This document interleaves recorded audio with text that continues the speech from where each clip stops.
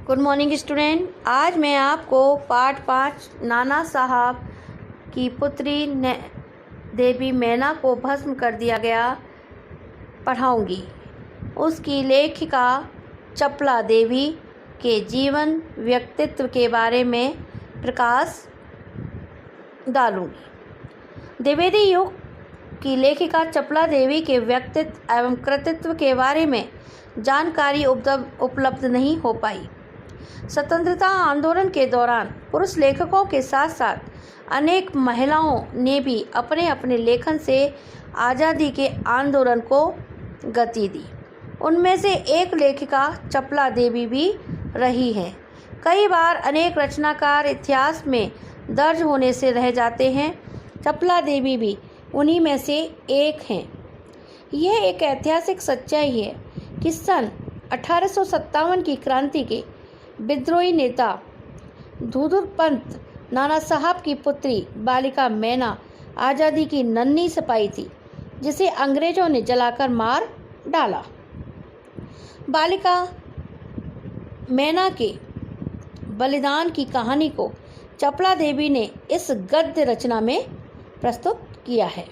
ये गद्य रचना जिस शैली में लिखी गई है उसे हम रिपोर्टाज का प्रारंभिक रूप कह सकते हैं।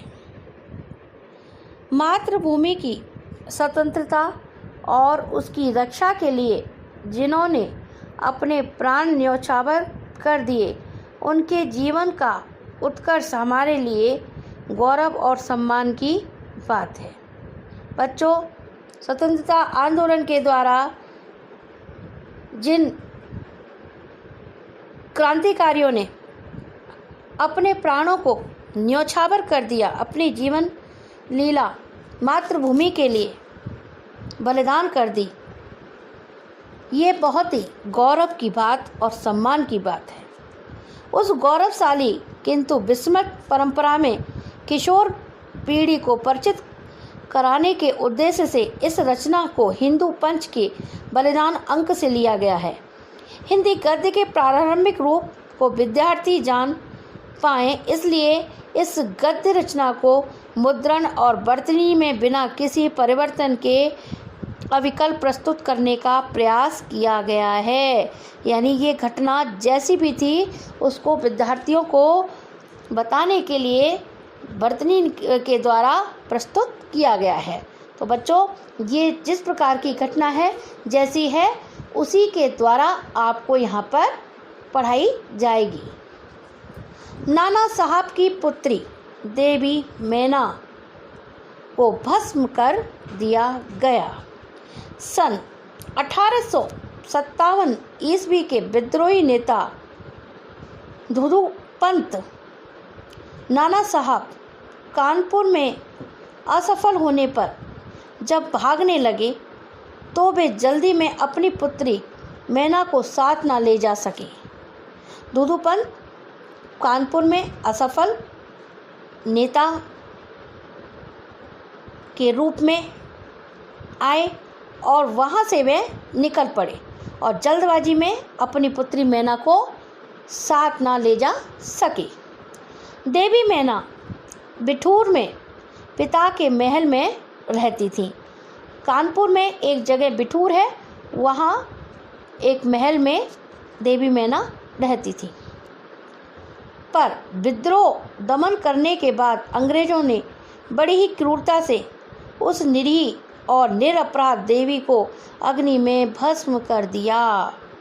यानी अंग्रेज़ों ने उस बालिका को किस तरीके से निरपराध बच्ची को क्या कर दिया, भस्म कर दिया। उसका रोमांचकारी वर्णन पाषाण हृदय को भी एक बार द्रवीभूत कर देता है। आपने ऐसी अचूक घटना के बारे में सुना होगा या ये घटना अचानक ही हमारे हृदय को क्या कर देती है, द्रवीभूत कर देती है। जिंदा व्यक्ति को आग में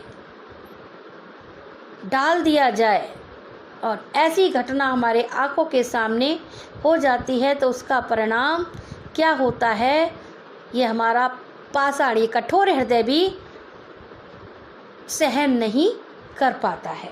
तो ऐसी ही मैना देवी को भस्म कर दिया गया। ऐसे परिणाम यहाँ पर बताए गए हैं। कानपुर में भीषण हत्याकांड करने के बाद अंग्रेज़ों का सैनिक दल बिठूर की ओर गया। बिठूर में नाना साहब का राजमहल लूट लिया गया। नाना साहब वहाँ थे नहीं और उनके महल में जो कुछ था अंग्रेज़ों ने सब अपने कब्जे में कर लिया, लूट लिया। पर उसमें बहुत थोड़ी संपत्ति अंग्रेज़ों के हाथ लगी। उसके बाद अंग्रेज़ों ने तोप के गोलों से नाना साहब का महल भस्म कर देने का निश्चय किया। सैनिक दल ने जब वहाँ तोपें लगाईं, उस समय महल के बरामदे में एक अत्यंत सुंदर बालिका आकर खड़ी हो गई। कौन थी वो बालिका? मैना। उसे देखकर अंग्रेज सेनापति को बड़ा आश्चर्य हुआ, क्योंकि महल लूटने के समय वह बालिका वहाँ कहीं दिखाई ना दी थी। उस बालिका ने बरामदे में खड़ी होकर अंग्रेज सेनापति को गोले बरसाने से मना किया। उसका करुणापूर्ण मुख और अल्प वयस देखकर सेनापति को भी उस पर कुछ दया आई। उस बच्ची ने अंग्रेज सेनापति से गोले दागने को मना करा और उसका चेहरा, उसका मुख देखकर उसको भी, अंग्रेज को कुछ दया आई। सेनापति ने उससे पूछा कि क्या चाहती है। बालिका ने शुद्ध अंग्रेजी भाषा में उत्तर दिया, क्या आप कृपया कर इस महल की रक्षा करेंगे?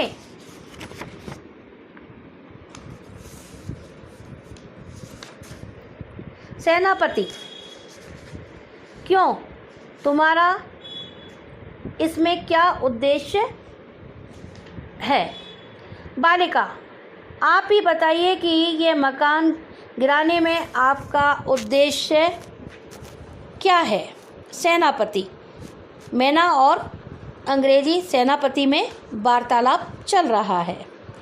सेनापति, ये मकान विद्रोहियों के नेता नाना साहब का वासस्थान था, वासस्थान निज स्थान था जहाँ पर नाना साहब रहते थे। सरकार ने इसे विध्वंस कर देने की आज्ञा दी, सरकार ने इसको समाप्त कर देने की आज्ञा दी है। बालिका, आपके विरुद्ध जिन्होंने शस्त्र उठाए थे वे दोषी हैं, पर इस जड़ पदार्थ मकान ने आपका क्या अपराध किया है? बालिका, मैना ने कहा कि आपके प्रति जिन्होंने शस्त्र उठाए थे, जिन्होंने इस बात का खंडन किया, फिर आपका इस मकान को गिराने का क्या अपराध है? क्यों आप इसको गिराना चाहते हैं? मेरा उद्देश्य इतना ही है कि यह स्थान मुझे बहुत प्रिय है। मैना ने कहा, मेरा सिर्फ इतना ही उद्देश्य है, स्थान मेरे लिए बहुत ही प्रिय है। इसी से मैं प्रार्थना करती हूँ कि इस मकान की रक्षा कीजिए। मेरा कहना आप मानिए और इस मकान की रक्षा कीजिए। सेनापति ने दुख प्रकट करते हुए कहा कि कर्तव्य के अनुरोध ने मुझे यह मकान गिराना ही होगा। सेनापति ने भी अपनी बात को स्पष्ट करते हुए कहा कि मेरा भी कर्तव्य है, मुझे जो कार्य सौंपा गया है और मुझे यह कार्य करना ही पड़ेगा, मकान गिराना ही होगा। इस पर उस बालिका ने अपना परिचय बताते हुए कहा कि मैं जानती हूँ कि आप जनरल हैं। आपकी प्यारी कन्या मेरी में और मुझ में बहुत प्रेम संबंध था। मैं जानती हूँ आप अंग्रेजी जनरल अधिकारी हैं और आपकी प्यारी कन्या मेरी और मुझ में क्या है, बहुत प्रेम संबंध है। कई वर्ष पूर्व मेरे पास बराबर आती थी। मेरी क्या होती थी? कई वर्षों पूर्व मेरे साथ में आया करती थी और मुझे हृदय से चाहती थी। उस समय आप भी हमारे यहाँ आते थे और मुझे अपनी पुत्री के ही समान प्यार करते थे, ये मुझे याद है। मालूम होता है कि आप वे सब बातें भूल गए हैं। मैरी की मृत्यु से मैं बहुत दुखी हुई थी। मैरी की मृत्यु हो चुकी थी, इससे मुझे बहुत ही आहत हुई। उसकी एक चिट्ठी मेरे पास अब तक है। यह सुनकर सेनापति के होश उड़ गए। उसे बड़ा आश्चर्य हुआ और फिर उसने उस बालिका को भी पहचाना और कहा, अरे यह तो नाना साहब की कन्या मैना है। सेनापति हे कुछ क्षण ठहर कर बोले, हाँ मैंने तुम्हें पहचाना कि तुम मेरी पुत्री मैरी की सहचरी हो। सहचरी यानी मित्र हो, सहेली हो, किंतु मैं जिस सरकार का नौकर हूँ उसकी आज्ञा नहीं टाल सकता। तो भी मैं तुम्हारी रक्षा का प्रयत्न अवश्य करूँगा।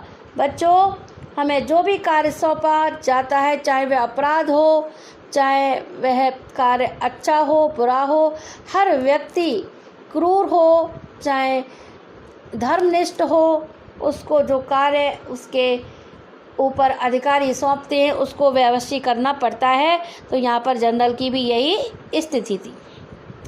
इसी समय प्रधान सेनापति जनरल आउटरम वहाँ आ पहुँचे और उन्होंने बिगड़कर सेनापति है से कहा, नाना साहब का महल अभी तक तोप से क्यों नहीं उड़ाया गया। सेनापति है ने विनयपूर्वक कहा, मैं इसी फिक्र में हूँ, किंतु आपसे एक निवेदन है, क्या किसी तरह नाना साहब का महल बच सकता है। उन्होंने प्रश्न किया, क्या किसी तरीके से नाना साहब का महल बच सकता है। आउटरम गवर्नर जनरल की आज्ञा के बिना यह महल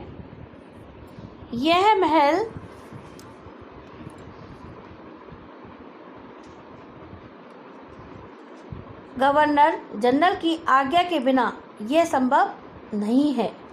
नाना साहब पर अंग्रेज़ों का क्रोध बहुत अधिक है। अंग्रेजी सरकार का क्रोध नाना साहब के ऊपर बहुत है, क्योंकि वह वहाँ से भाग निकले। नाना के वंश या महल पर दया दिखाना असंभव है। सेनापति है तो लॉर्ड कैनिंग गवर्नर जनरल को इस विषय का एक तार देना चाहिए। आउटरम, आखिर आप ऐसा क्यों चाहते हैं। हम यह महल विध्वंस किए बिना और नाना की लड़की को गिरफ्तार किए बिना नहीं छोड़ सकते। सेनापति है मन में दुखी होकर वहाँ से चला गया। इसके बाद जनरल आउटरम ने नाना का महल फिर घेर लिया। महल का फाटक तोड़कर अंग्रेज सिपाही भीतर घुस गए और मैना को खोजने लगे, किंतु आश्चर्य है कि सारे महल का कोना कोना खोज डाला पर मैना का पता नहीं लगा। यानी उस महल को घेर लिया और मैना को महल में ढूंढने की कोशिश की गई और मैना का वहाँ कुछ भी पता नहीं चला। उसी दिन संध्या समय लॉर्ड कैनिंग का एक तार आया, जिसका आशय इस प्रकार था। लंदन के मंत्रिमंडल का यह मत है कि नाना का स्मृति चिन्ह तक मिटा दिया जाए। उनके पास में एक तार आया शाम के वक्त और उसमें लिखा हुआ था कि नाना साहब का नाम बिल्कुल मिटा दिया जाए। इसलिए वहाँ की आज्ञा के विरुद्ध कुछ नहीं हो सकता। उसी क्षण क्रूर जनरल आउटरम की आज्ञा से नाना साहब के सुविशाल राज मंदिर पर तोप के गोले बरसने लगे। यानी गवर्नर जनरल आउटरम ने आज्ञा दे दी और उस महल पर तोप के गोले दागे गए। घंटे भर में ये महल मिट्टी में मिला दिया जाएगा। जब तोप के गोले दागे जाएंगे तो फिर क्या बचता है? फिर मिट्टी का ढेर हो जाएगा। अच्छे से अच्छा महल, अच्छे से अच्छा मकान ढहकर राख में तब्दील हो जाएगा। उस समय लंदन के सुप्रसिद्ध टाइम्स पत्र में 6 सितंबर को यह एक लेख में लिखा गया, बड़े दुख का विषय है कि भारत सरकार आज तक उस दुर्दांत नाना साहब को नहीं पकड़ सकी। लंदन के सुप्रसिद्ध अखबार में लिखा गया कि भारत सरकार आज तक उस दुर्दांत नाना साहब को क्यों नहीं पकड़ सकी, जिस पर समस्त अंग्रेज जाति का भीषण क्रोध है। आज तक नाना साहब को क्यों नहीं पकड़ सकी, क्या कारण रहा? और अंग्रेजी सरकार को नाना साहब पर अत्यंत क्रोध है। जब तक हम लोगों के शरीर में रक्त रहेगा तब तक कानपुर में अंग्रेज़ों के हत्याकांड का बदला लेना हम लोग ना भूलेंगे। जब तक लोगों के शरीर में क्रांतिकारियों में जोश रहेगा तब तक अंग्रेज़ों के इस हत्याकांड का बदला लेना लोग नहीं भूल सकते, क्योंकि ये हत्याकांड बहुत ही निर्मम हत्या का रूप ले चुका था। क्योंकि एक बालिका किस तरीके से आग में भस्म कर दी गई। उस दिन पार्लियामेंट की हाउस ऑफ लॉर्ड्स सभा में सर टॉमस हे की एक रिपोर्ट पर बड़ी हंसी हुई, जिसमें सर हे ने नाना की कन्या पर दया दिखाने की बात लिखी थी। हे के लिए निश्चय ही यह कलंक की बात है। जिस नाना ने अंग्रेज नर नारियों का संहार किया, उसकी कन्या के लिए क्षमा। ये एक ऐसी वार्ता थी कि नाना ने किस प्रकार अंग्रेज़ों पर का नरसंहार किया और उनकी बालिका मैना के लिए क्षमा की प्रार्थना की गई। अपना सारा जीवन युद्ध में बिताकर अंत में वृद्धावस्था में सर टॉमस हे एक मामूली महाराष्ट्र बालिका के सौंदर्य पर मोहित होकर अपना कर्तव्य ही भूल गए। ये महाराष्ट्र की बालिका के सौंदर्य पर मोहित हो गए और कर्तव्य को भूल गए। हमारे मत से नाना के पुत्र, कन्या तथा अन्य कोई भी संबंधी जहाँ कहीं मिले मार डाला जाए। नाना की जिस कन्या से हे का प्रेमालाप हुआ है, उसको उसी के सामने फांसी पर लटका देना चाहिए। सन 57 के सितंबर मास में अर्धरात्रि के समय चांदनी में एक बालिका स्वच्छ उज्जवल वस्त्र पहने हुए नाना साहब के भगना विष्ट प्रसाद के ढेर पर बैठी रो रही थी। पास ही जनरल आउटरम की सेना भी ठहरी थी। कुछ सैनिक रात्रि के समय रोने की आवाज़ सुनकर वहां पर आए। बालिका केवल रो रही थी, सैनिकों के प्रश्न का कोई उत्तर नहीं देती थी।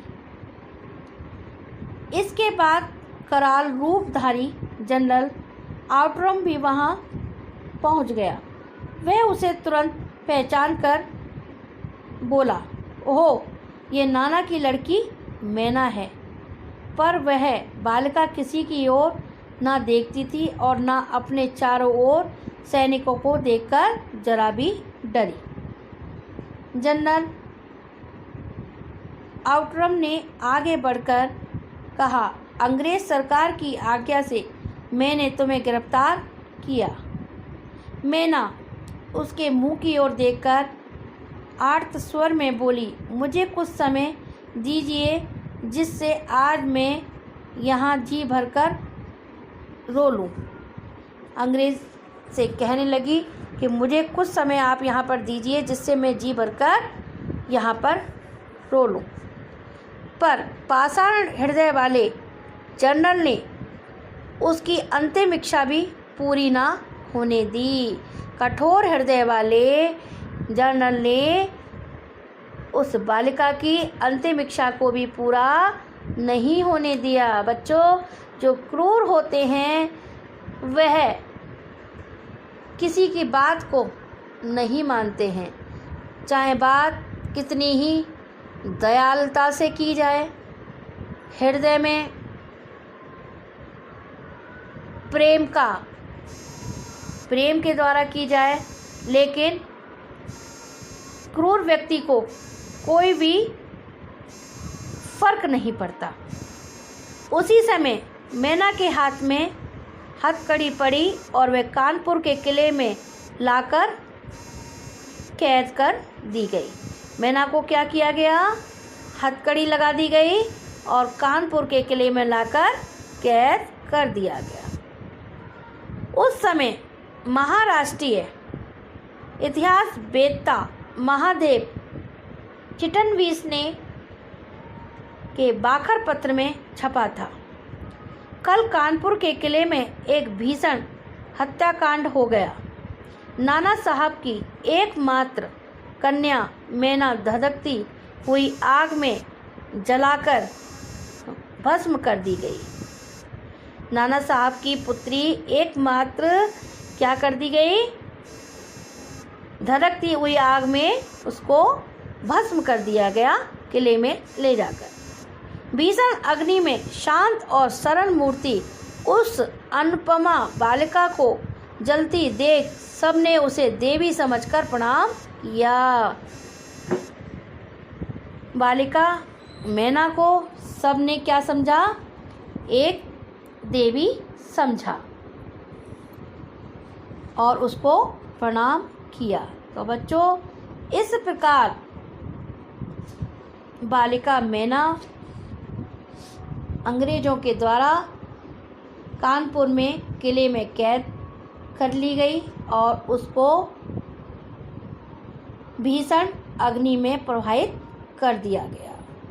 तो ये पाठ, ये घटना हमारे हृदय को बहुत ही द्रवीभूत करती है, मन में एक ऐसा विचार उत्पन्न करती है जिसे हम सोचने को मजबूर हो जाते हैं कि व्यक्ति, मानव, क्या ऐसा भी होता है कि बालिका पर दया जरा भी नहीं हुई। आज भी वर्तमान समय में ऐसा हो रहा है, जिससे इन घटनाओं को देखकर या पिछली घटनाओं से को देखकर व्यक्ति को प्रेरणा लेनी चाहिए कि मनुष्य के अंदर मानवता होनी चाहिए। मानवता नहीं है तो इस संसार में मनुष्य पशु के समान है। अंग्रेजों ने इस भीषण हत्याकांड में उस बालिका को निरपराध बालिका को अग्नि के हवाले कर दिया और लोग उसको देवी की संज्ञा देते रहे, प्रणाम करते रहे। इसमें उस बालिका का कहाँ दोष रहा? इस पाठ को हमने समझा, उस घटना को पढ़ा, बालिका का लेस मात्र भी कहीं भी दोष नहीं था। उसके पिता नाना साहब का दोष था। वे वहाँ से कानपुर के महल से विद्रोह करके भाग निकले थे और अपनी पुत्री को अकेला छोड़कर चले गए। उस बालिका पर क्या बीती, उसका एहसास आज हृदय को द्रवीभूत कर देता है। बच्चों, पाठ 5 यहीं समाप्त होता है। नाना साहब की पुत्री देवी मैना को भस्म कर दिया गया। इस घटना को आप और पढ़ के देख लीजिएगा, यही समाप्त होता है। मैं आपको होमवर्क में पार्ट 5 के क्वेश्चन नेक्स्ट टर्न पर दूंगी। इस बार आपको पार्ट 4 के क्वेश्चन आंसर करने हैं। पार्ट 4 के क्वेश्चन कौन से हैं? पार्ट आपका था सांवले सपनों की याद। याद आया आपको? सांवले सपनों की याद के क्वेश्चन आंसर मैंने आपको नहीं दिए थे, क्योंकि एक टर्न पर मैं आपको जीवन परिचय देती हूँ और उसके बाद में मैं आपको क्वेश्चन आंसर देती हूँ और नेक्स्ट पार्ट पढ़ाती हूँ। तो आप एक बार क्वेश्चन आंसर देख लीजिए।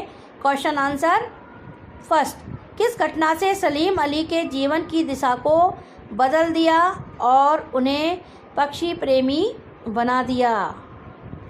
मैंने आपको क्वेश्चन समझा दिया था, आप इसको टिक मार्क करके बुक से कर लेना और क्वेश्चन मैं आपको सेंड कर दूंगी। दूसरा क्वेश्चन है, सलीम अली ने पूर्व प्रधानमंत्री के सामने पर्यावरण से संबंधित किन संभावित खतरों का चित्र खींचा होगा जिससे उनकी आंखें नम हो गई थी? प्रधानमंत्री के सामने किस बात को रखा था?